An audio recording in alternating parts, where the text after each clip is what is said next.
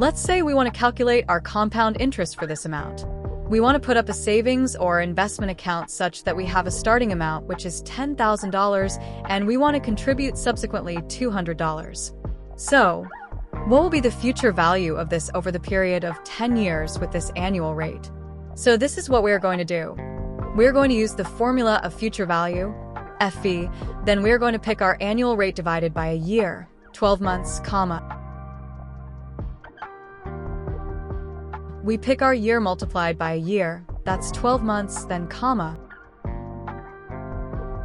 We're going to put minus sign here, minus our monthly contribution. Why do we put minus? Because it's the money going out, so we're putting that money away so that our actual future value will not be negative also.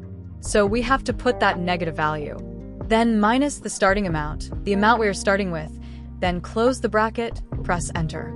So in the next 10 years, saving $200 every month with a starting amount of $10,000 will amount to $54,713.58 in total. So that's how to calculate a growth valuation of any savings or investment over time.